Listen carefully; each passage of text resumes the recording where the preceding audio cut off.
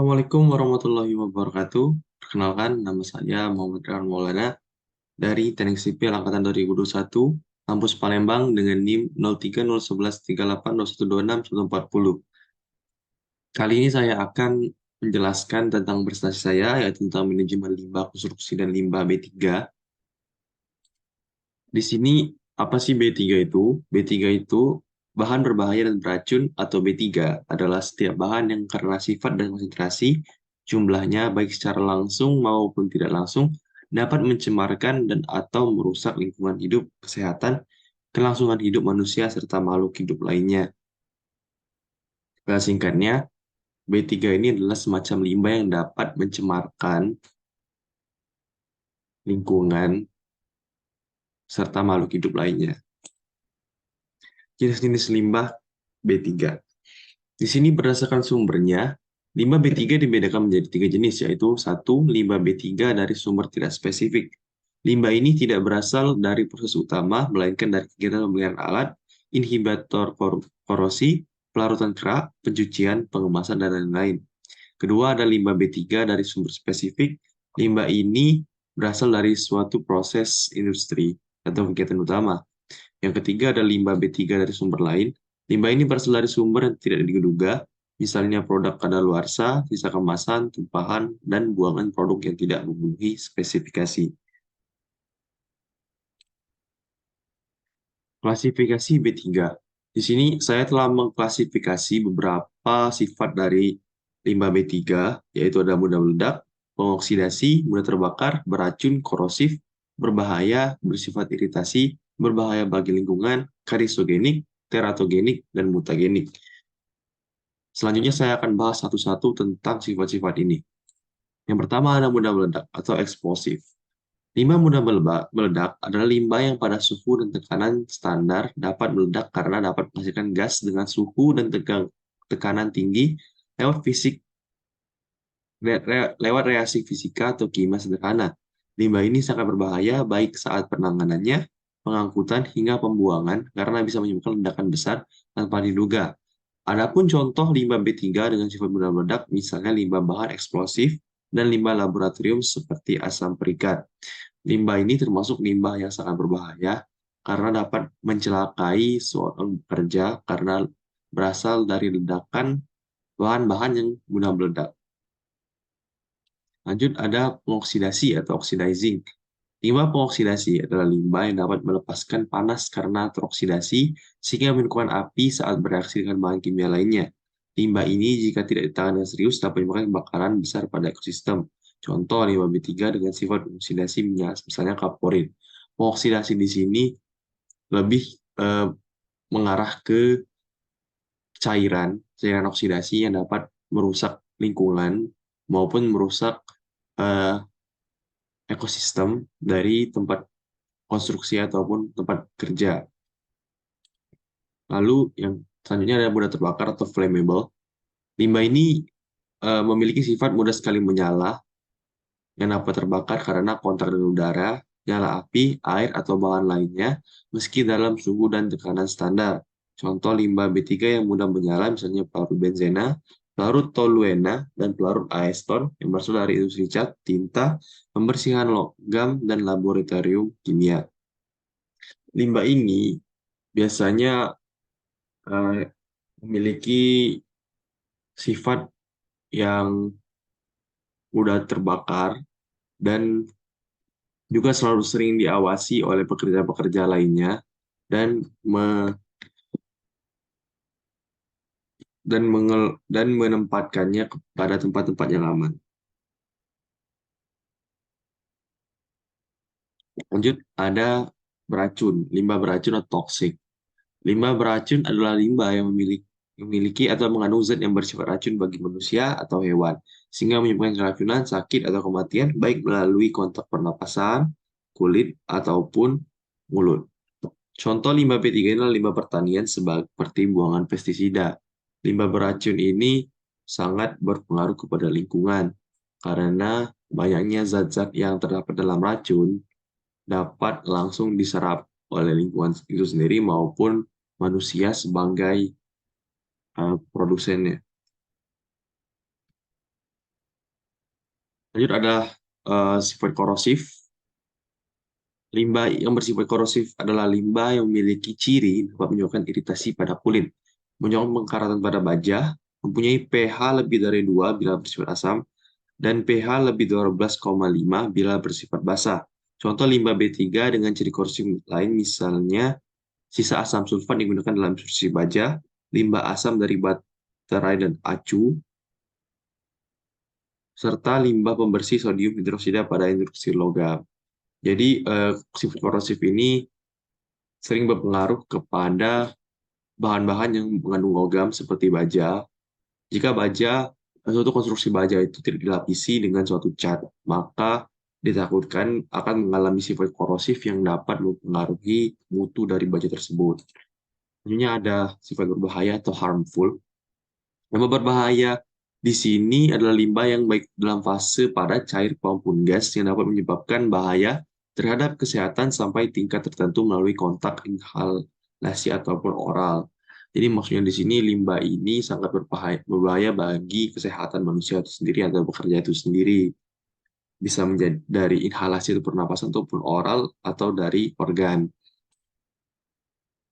Lalu ada bersifat iritasi. Sifat iritasi atau iritan. Limbah yang dapat menyebabkan iritasi adalah limbah yang menimbulkan sensitasi pada kulit, peradangan, maupun menyebabkan iritasi pernapasan, pusing, dan ngantuk bila terhirup. Contoh limbah ini adalah asam formiat yang dihasilkan dari industri karet. Biasanya limbah-limbah ini sering melakukan otofisik dengan kulit manusia atau pekerja pada umumnya yang dapat mengakibatkan iritasi dan memerlukan penanganan lebih lanjut pada si pekerja jika terkena iritasi baik kulit maupun pernapasan. Lanjut, ini ada limbah yang berbahaya bagi lingkungan. Limbah dengan karakteristik ini adalah limbah yang dapat menyebabkan kerusakan pada lingkungan dan ekosistem. Misalnya CFC atau klorofluorokarbon dari mesin pendingin. Di konstruksi itu limbah yang berbahaya bagi lingkungan itu ada limbah eh, hasil-hasil konstruksi dan bekas-bekas bahan-bahan yang tidak lagi digunakan dalam konstruksi, misalnya seperti plastik ataupun logam-logam lain yang dapat mengakibatkan kerusakan bagi lingkungan. Selanjutnya adalah limbah karisogenik, mutagenik, dan teratogenik. Limbah-limbah ini adalah limbah yang dapat menyerang organ tubuh manusia, seperti limbah karisogenik adalah limbah yang dapat menyebabkan timbulnya sel kanker, teratogenik adalah limbah yang mempengaruhi pembentukan embrio, dan limbah mutagenik adalah limbah yang dapat menyebabkan perubahan kromosom. Limbah-limbah ini pada umumnya ditangani oleh para ahli yang bisa mengerti bagaimana cara mengatasi limbah-limbah ini, dan sudah sepatutnya tidak dianjurkan oleh orang-orang pada awam, orang-orang awam untuk eh, ber untuk beraktivitas di dekat limbah-limbah ini. Selanjutnya ada manajemen limbah. Nah, manajemen limbah pertama itu ada penetapan limbah. Jadi perusahaan yang menghasilkan limbah B3 itu wajib melakukan pengelolaan limbah B3 yang dihasilkannya. Penetapan limbah tersebut dapat dilihat dari berdasarkan kategori berbahaya dan karakteristik dari limbah tersebut. Jadi yang terlebih dahulu dilakukan oleh eh, perusahaan ataupun suatu komunitas dalam mengelola suatu limbah atau memanajemen suatu limbah itu yaitu penetapan dari limbah tersebut yang ditetapkan dari kategori bahaya dan karakteristiknya. Untuk pelaksanaan uji karakteristik dilakukan secara berurutan.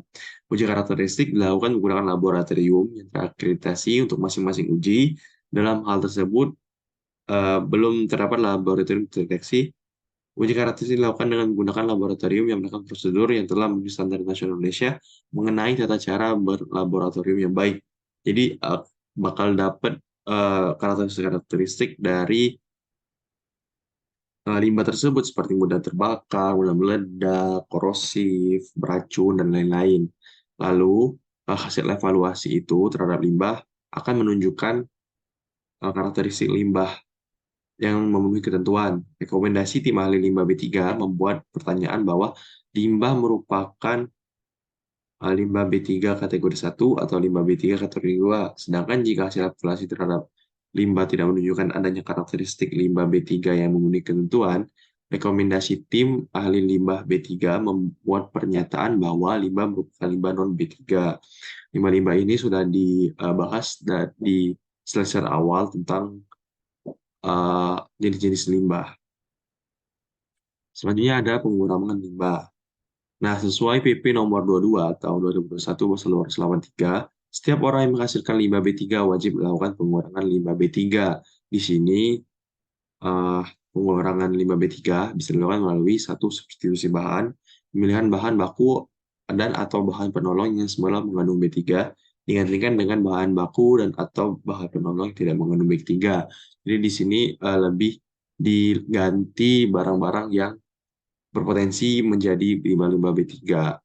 Dua, ada modifikasi proses, pemilihan dan penerapan proses produksi yang lebih efisien. Dan ketiga, penggunaan teknologi ramah lingkungan.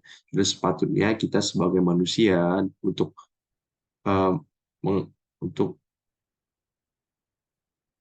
menjaga lingkungan, seharusnya kita sudah melakukan pengurangan limbah, lebih menggunakan alat-alat yang uh, berpotensi mengurangi limbah, seperti menggunakan alat-alat reuse, recycle,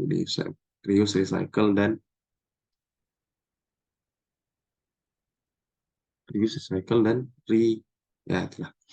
Selanjutnya ada penyimpanan limbah. Sesuai PP nomor 22 tahun 2001 pasal 285, setiap orang yang masukkan limbah B3 wajib melakukan penyimpanan limbah B3 dan dilarang melakukan campuran limbah B3 yang disimpannya. Untuk dapat melakukan penyimpanan limbah B3, setiap orang yang menghasilkan limbah B3 wajib memenuhi standar penyimpanan limbah. Satu, standar penyimpanan limbah B3 yang diintegrasikan ke dalam nomor induk berusaha bagi penghasil limbah B3 dari usaha dan atau kegiatan wajib memiliki surat pernyataan pengelolaan lingkungan atau SPPL dan atau rincian teknis penyimpanan limbah B3 yang dimuat dalam persetujuan lingkungan bagi 3 penghasil limbah B3 dan dari usaha dan atau kegiatan wajib melakukan analisis mengenai dampak lingkungan atau AMDAL atau upaya mengelola lingkungan, upaya pemantauan lingkungan, UKL, UPL, dan yang terakhir instansi pemerintah yang menghasilkan limbah B3. Jadi, untuk melakukan penyimpanan limbah B3 ini punya beberapa tahap yang harus dilakukan. Nah, untuk menyimpan itu juga ada standar atau rincian teknis penyimpanan limbah B3 yang dimaksud meliputi nama, sumber, karakteristik, dan jumlah limbah B3 yang akan disimpan. Kedua, ada dokumen yang menjelaskan tentang tempat penyimpanan limbah B3. Jadi, setelah dilakukan penetapan, pengurangan, ada juga yang dilakukan penyimpanan limbah yang biasanya dilakukan oleh TPA-TPA tertempat yang memang diperuntukkan untuk limbah-limbah B3. Jadi beberapa limbah-limbah tersebut akan dikirim ke tempat penyimpanan limbah. Hanya ada pengumpulan limbah. Sesuai PP nomor 22 tahun 2001 pasal 298, setiap orang yang menghasilkan limbah wajib menyerahkan limbah B3 yang hasilnya kepada pengumpul limbah B3 dalam B3.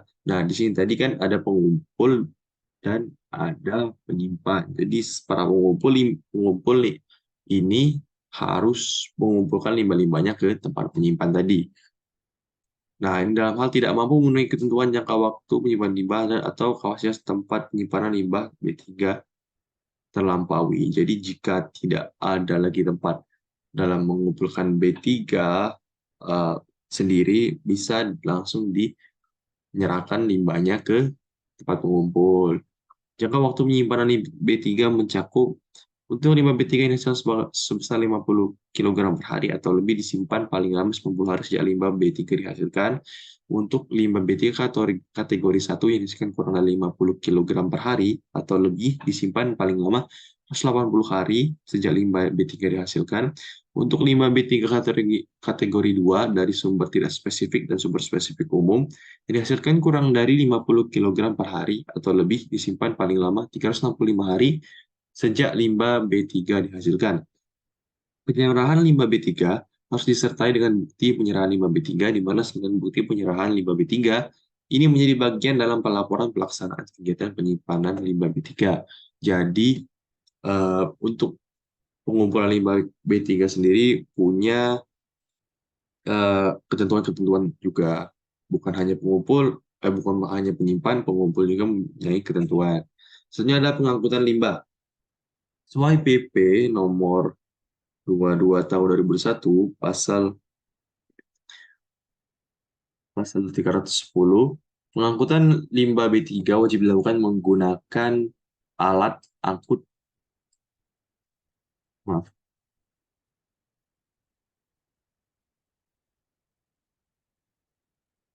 alat angkut yang tertutup untuk limbah B3 kategori 1 dan alat angkut terbuka untuk limbah B3 kategori 2. Sesuai pasal 311, pengangkutan limbah B3 wajib memiliki rekomendasi pengangkutan limbah B3 dan perizinan perusahaan di bidang pengangkutan limbah B3. Rekomendasi pengangkutan limbah B3 ini nantinya akan menjadi dasar sertifikat perizinan berusaha di bidang pengangkutan limbah B3. Untuk mendapatkan rekomendasi pengangkutan limbah B3, pengangkut limbah B3 harus mengajukan permohonan secara tertulis kepada Menteri dan dilengkapi dengan syarat meliputi pemohon, akta pendirian badan usaha, bukti kepemilikan atas dana penjaminan untuk pembelian fungsi lingkungan hidup, buku kepemilikan alat angkut, dokumen pengangkutan limbah B3 yang mencakup jenis dan jumlah angkut, sumber nama dan karakteristik limbah B3 yang diangkut, prosedur penanganan limbah B3 pada kondisi darurat, peralatan untuk penanganan limbah B3, dan prosedur bongkar muat limbah B3. Jadi, ketika pengumpul akan menyalurkan limbahnya ke menyimpan, ada suatu distribusi yang dilakukan oleh pengangkut limbah B3, dan limbah-limbah itu akan melalui alat angkut tadi. Jadi alat angkut ini akan mengangkut limbah dari pengumpul yang lebih kecil ke pengumpul yang lebih besar. Selanjutnya ada pemanfaatan limbah. Sesuai PP tahun nomor 22 tahun 2021 pasal 315, pemanfaatan limbah B3 wajib dilaksanakan oleh setiap orang yang menghasilkan limbah B3. Jika perusahaan Anda tidak mampu melakukannya sendiri, maka limbah B3 diserahkan kepada pemanfaat limbah B3 sesuai pasal 316. Pemanfaatan limbah B3 meliputi satu, pemanfaatan limbah B3 sebagai substitusi bahan baku, pemanfaatan limbah B3 sebagai substitusi sumber energi, pemanfaatan limbah B3 sebagai bahan baku, manfaatan limbah B3 sesuai dengan perkembangan ilmu pengetahuan dan teknologi. Pemanfaatan limbah B3 dapat dilakukan dengan mempertimbangkan satu, ketersediaan teknologi, keterseluruhan standar produk jika hasil pemanfaatan limbah B3 berupa produk. 3, standar lingkungan hidup atau baku mutu lingkungan hidup. Setiap orang atau perusahaan yang menghasilkan limbah B3 juga dilarang melakukan pemanfaatan limbah B3 terhadap limbah B3 dari sumber tidak spesifik dan sumber spesifik yang memiliki tingkat kontaminasi radioaktif lebih besar atau sama dengan 1 BQ per cm kuadrat dan atau konsentrasi aktivitas tiap radionuklida, anggota deret uranium dan tritium atau kalium tingkat tertentu. Untuk dapat menemukan pemanfaatan limbah B3, perusahaan wajib memiliki persetujuan lingkungan dan perizinan berusaha dengan persyaratan sesuai dengan peraturan perundang-undangan yang berlaku. Jadi, walaupun limbah-limbah itu dapat dimanfaatkan, ada limbah-limbah yang tidak bisa dimanfaatkan karena kandungan-kandungan yang terkandung dalam limbah tersebut besar dan bisa memiliki tingkat kontaminasi radioaktif. Jadi dapat berbahaya jika dimanfaatkan kembali. Lalu ada pengolahan limbah. Sesuai PP nomor 22 tahun 2001 pasal 342, pengolahan limbah B3 wajib dilaksanakan oleh setiap orang yang menghasilkan limbah B3. Jika perusahaan Anda tidak mampu melakukannya sendiri, pengolahan limbah B3 dapat diserahkan kepada pengolah limbah B3. Sesuai pasal 343 pengolahan limbah B3, limbah B3 dapat dilakukan dengan cara satu thermal meliputi baku mutu emisi, standar efisiensi pembakaran dengan nilai paling sedikit 99,99%, dan standar efisiensi penghancuran serta penghilangan senyawa prinsipal organik hazardous constituents atau POHCS dengan nilai paling sedikit 99,99%. Dua, ada stabilisasi dan solidifikasi berupa baku mutu, stabilisasi dan solidifikasi berdasarkan analisis organik dan anorganik. Tiga, ada cara lain sesuai dengan perkembangan ilmu pengetahuan dan teknologi. Ya, pengolahan limbah B3 ini dilakukan dengan mempertimbangkan ketersediaan teknologi dan standar lingkungan hidup atau baku mutu lingkungan hidup. Sama seperti halnya pembuatan limbah B3, untuk dapat melakukan pengolahan limbah B3, perusahaan itu wajib memiliki persetujuan lingkungan dan perizinan berusaha dengan persyaratan sesuai dengan perundang-undangan berlaku. Jadi di pengolahan ini juga memiliki ada pasal yang mengatur jika tidak bisa mengolah limbah itu sendiri, maka bisa diserahkan kepada pengolah limbah B3 yang lain. Jadi jika tidak bisa, jika belum mencakupi untuk mengolah limbah tersebut, masih ada perusahaan-perusahaan atau komunitas lain yang bisa mengolah limbah tersebut. Ini ada penimbunan limbah. Sesuai PP nomor 22 tahun 2001 pasal 396, setiap orang yang menghasilkan limbah B3 wajib melaksanakan penimbunan limbah B3. Jika perusahaan Anda tidak mau sendiri, maka penimbunan lagi-lagi dapat diserahkan kepada penimbun limbah B3. Sesuai pasal 367, penimbunan limbah B3 penghasil limbah B3 wajib memiliki kepentingan lingkungan dan perizinan berusaha dengan persyaratan sesuai dengan perundang-undang berlaku. Penimbunan limbah B3 dapat dilakukan pada fasilitas penimbunan limbah B3 berupa penimbunan akhir, sumur injeksi, penampungan kembali di area bekas tambang, bendungan penampung limbah tambang, fasilitas penimbunan limbah B3 lain sesuai dengan perkembangan ilmu pengetahuan dan teknologi. Lokasi penimbunan limbah B3 ini juga harus memenuhi syarat yang meliputi pembas banjir, permeabilitas tanah, daerah yang secara geologis aman, stabil, tidak ada bencana, dan di luar kawasan lindung. Yang terakhir ada bukan daerah sepan air tanah, terutama yang digunakan untuk air minum. Nah, penimbunan limbah ini sendiri sangat harus diperhatikan bagi penimbun, karena dapat mengaruhi lingkungan jika penimbunan tersebut dilakukan di tempat atau lingkungan yang berpotensi jika dilakukan timbunan akan mengalami kerusakan. Sekian dari presentasi saya pada kali ini. Jika ada salah atau kurang kata, saya mohon maaf. Kepada Allah saya mohon ampun. Terima kasih. Wassalamualaikum warahmatullahi wabarakatuh.